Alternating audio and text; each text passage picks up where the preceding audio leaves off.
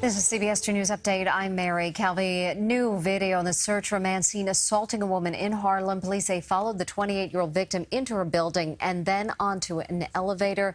When the elevator doors open, you can see him grab her. He then followed her into the hallway and lunged at her. The victim says she started screaming and he turned and ran down the stairs. I'm just thankful that I'm okay. And for me, I just tell my friends about this story too, because I just want them to be more aware. Like, if you're walking, like, you should always just make sure nobody's following you. And like, I just want to make sure that nobody else gets hurt from this same person. It happened about a month ago in a building near the corner of 7th Avenue and West 138th Street. The 12 young soccer players and a coach rescued from a cave in Thailand are out of the hospital and talking about their experience. The team was released this morning after being under close supervision since they were rescued last week. Doctors said all 13 are healthy in body and mind. Cheers greeted them as they entered a news conference. Through an interpreter, they answered reporter questions about their 18 days trapped in a cave and the lessons they learned. But this experience teach me, not to live life, carelessly. We should plan carefully before do anything, because it can actually affect us in the negative and positive way. From now on, I will live my life carefully. As far as their future, several said they want to become professional soccer players, while 4 said they wanted to emulate the heroes who saved them. They also paid tribute to the Navy SEAL who lost his life during the rescue. Police are investigating a homicide in Springfield Gardens, Queens. Chopper 2 was over the scene on 145 Road this morning. Police say just after 11 last night, 29-year-old Samantha Stewart was found by her brother with trauma to her neck and head. Police have not yet released information on suspects. An MTA worker is recovering from a gunshot wound after being hit by a stray bullet in the subway. He was off duty on a 3 train in Brooklyn last night when 2 groups of young men got into a fight. Someone pulled a gun and opened fire. Thorne was hit in the arm. The search continues for the gunman. Commuters tell us they are fed up with the torn and broken seats on the Long Island Railroad and what's being done about it. CBS 2's Rena Roy is demanding answers from the railroad's president.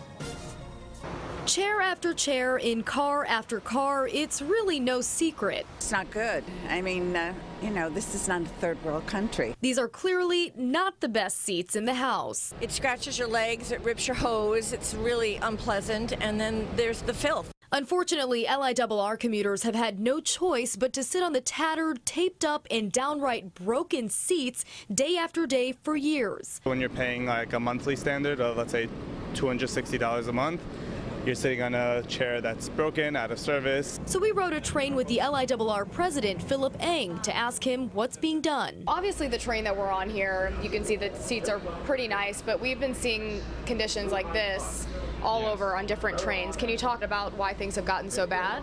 Well, it's one of the things that I've been talking with the customers a lot about in terms of the commutes, and obviously the comfort of the train ride is important to them, and as we find torn seats, they're being replaced. We traveled from the Jamaica Queens stop to the railroad's Hillside Repair Facility, where we got an inside look at how seats are fixed. At any given time, 100 cars out of the 1,100 total are in maintenance as part of the annual $400,000 seat replacement program. It's a continuous 24/7 operation. Why is it taking so long? Well, we have over 1,000 cars, and that's obviously thousands and thousands of seats.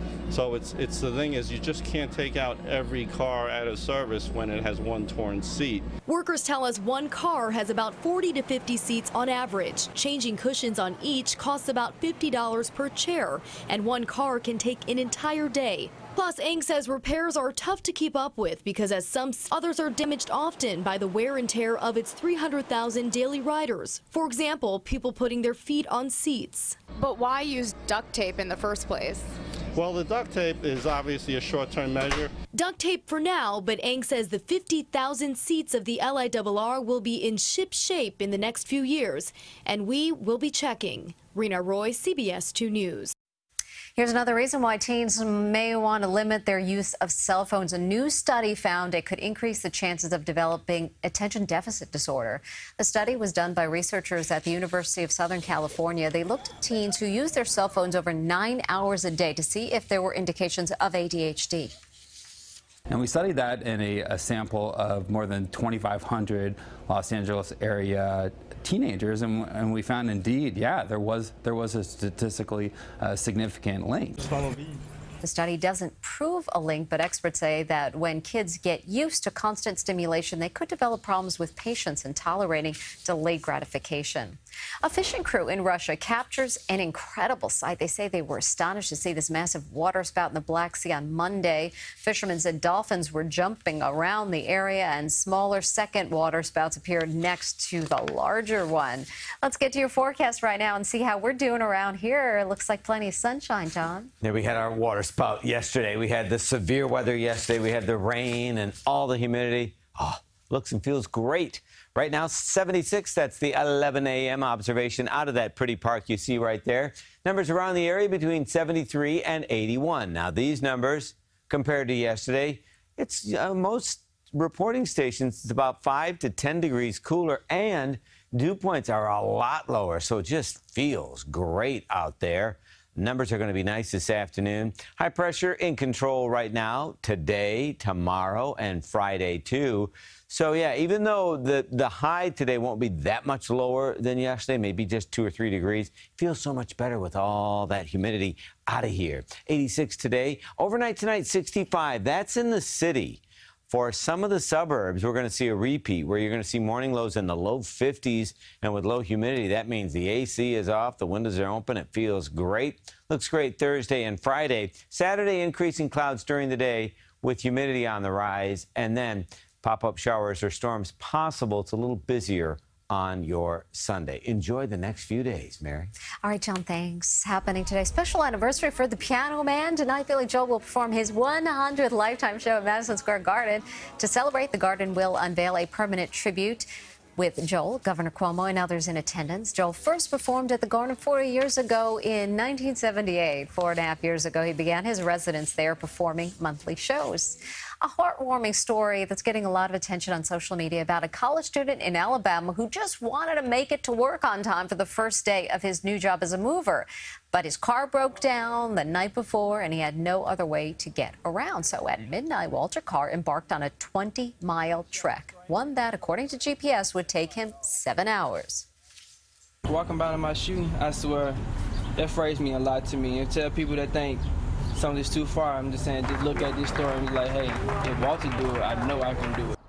After walking 14 miles, he sat down for a rest. Police officers found him, bought him breakfast, and drove him the rest of the way. Through a Facebook post, the CEO of Carr's new company found out what he did and was so impressed he surprised him with his very own SUV.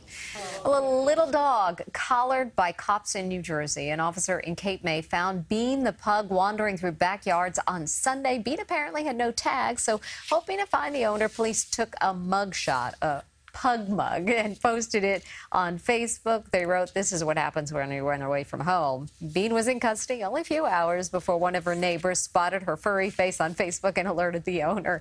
Bean was released on bail, posted in cookies. And that's your CBS2 News Update. I'm Mary Calvi. Have a great day.